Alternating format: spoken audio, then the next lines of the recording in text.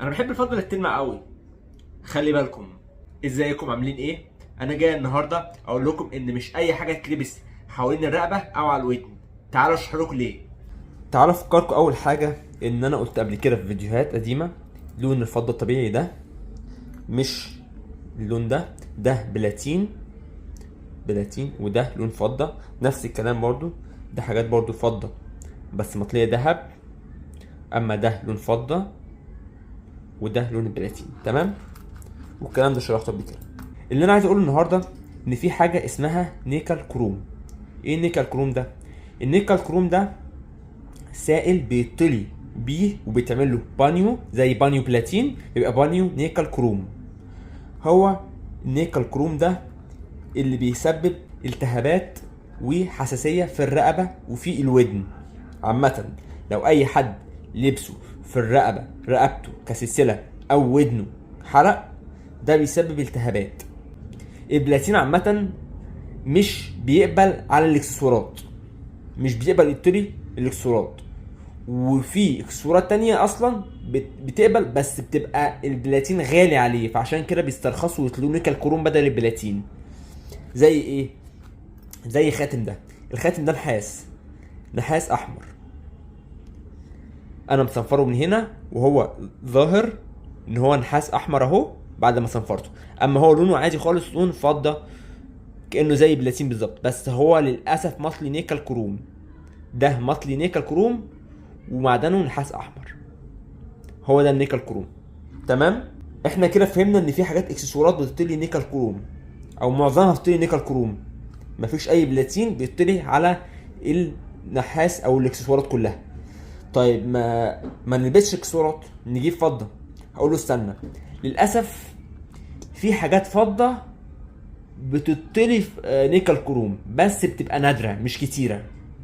ناس تقول ايه ده؟ طب ازاي؟ طب ده فضه. اقول له عادي خالص مفيش مشكله، في شغل ايطالي اصلا بيجي مطلي نيكل كروم اللي هو زي ده. بص حرف الام ده اللي عادي خالص مطليه نيكل كروم. طب نميزه ازاي يا علي؟ احنا عايزين نميز النيكل كروم عشان ما نلبسوش، نميزه ازاي؟ هقول له هات مثلا اي سلسله تانية او اي خاتم. ده خاتم ده مطلي بلاتين.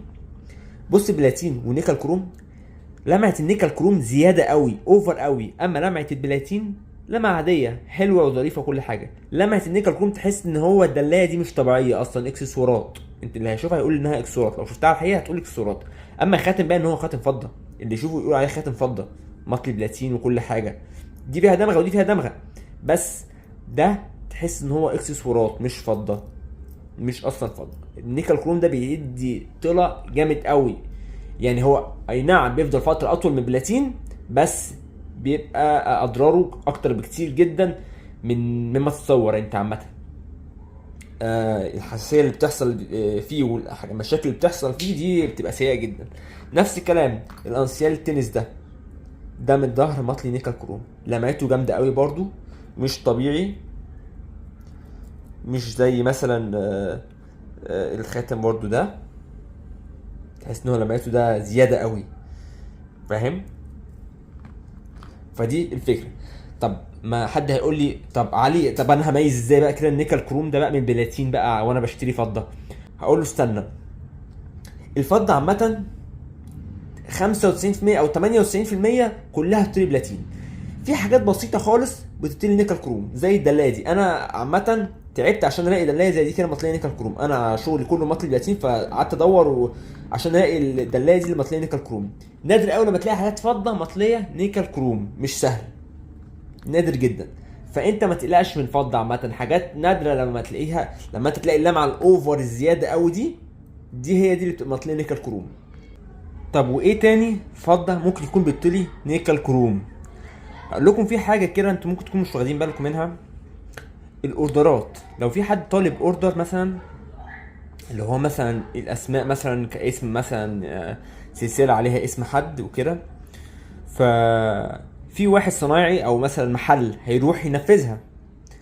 المحل ده عايز يكسب اكتر، نسبه المكسب بتاعته تبقى اعلى. يعمل ايه؟ ممكن يسترخص وما يطليش بلاتين ويطليها نيكل كروم، حاجه بسيطه خالص، ودي بتحصل في اوقات كتيره جدا جدا جدا. انا باجي اشوف في ناس عاملين سلاسل باسماء اي نعم بتلمع جامد قوي قوي ومش بتصدي كمان ولا بتسود ولا اي حاجه، بس بتعمل لهم مشاكل حساسيات بقى والتهابات، وناس يشتكوا لي منها يقول لي مش عارف في كذا كذا. فهذه الفكره، ان بسهوله جدا في صنايعيه او محلات فضه بيعملوا حاجات اسماء وسلاسل اسماء وحاجات زي كده ويطلعوا نيكل كروم رخيص جدا، لكن اغلى بكتير منه. فدي الفكره يا جماعه. برضو قلت احذركم من الفكره دي عشان تخلي بالكم برضو من طلع الفضه، عشان لما تيجي تعمل اي اوردر باسماء، يعني اي اسم عموله تنفذه عند محل بيفهم يعني ايه، مش بينفذ اي شغل وخلاص. قوله لو انت هتطلهولي ايه بالظبط، يبقى واعي بالظبط هو هيطليه ايه، بلاتين ولا نيكل كروم. مش عايزه نيكل كروم، انا عايزه بلاتين، عشان برضو يعرف ان انت واعي وفاهم، مش بتطلب اي اوردر وخلاص. معنى كده ان انا ما جبتش اكسسوارات اصلا خالص، اقول لا هات مفيش مشكله، انت لو عايز تجيب اكسسوارات هات اكسسوارات، بس حاول تبعد عن الاكسسوارات اللي مطليه نيكل كروم، بالذات السلاسل والحلقان. السلاسل والحلقان دول اهم جزئين يا جماعه، دول بيسببوا والله مشاكل. يعني مثلا هات لي نحاس، هات مثلا حاجه اكسسوارات خاتم نحاس لون نحاس اصفر مثلا مفيش مشكله، خاتم نحاس اصفر البسه على نحاس اصفر مفيش مشكله عادي خالص.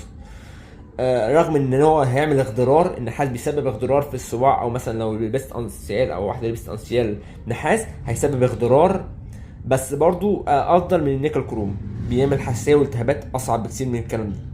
تمام، يعني كده احنا فهمنا ان النيكل كروم بيسبب حساسيه والتهابات في الرقبه والودن زي اللي في الصور دول. تمام. وتاني حاجه ان هم مش بيطلعوا على فضه الا من نادر، حاجات بسيطه كده لما بتبقى مطليه جامد قوي تلمع جامد قوي، فعرفنا ازاي نميزها. وعرفنا ان هم بيطلعوا على الاكسسوارات، على الاكسسوارات كلها عامه، عشان مفيش اي اكسسوارات بتقبل البلاتين الا اكسسوارات بسيطه، وغير كده هم مش بيطلوا الاكسسوارات بالبلاتين، عشان البلاتين اصلا كسعر اغلى بكتير من الاكسسوارات دي، وهي عامه الشغل ده بيتجاب من بره، بيستوردوا من بره، فهو بيجي مستورد من بره الاكسسوارات مطليه نيكل كروم، هي كده عشان يبقى رخيص ويتباع برخيص بسعر رخيص. فدي مشكله الاكسسوارات اللي هي كسلاسل وحلقان. المهم دي نهايه حلقتنا، ويا رب اكون افدتكم، وما تنسوش تدعموني وتعملوا لايك وسبسكرايب. لو حد عنده اي سؤال يبعتولي وان شاء الله هرد عليه على طول، وشكرا.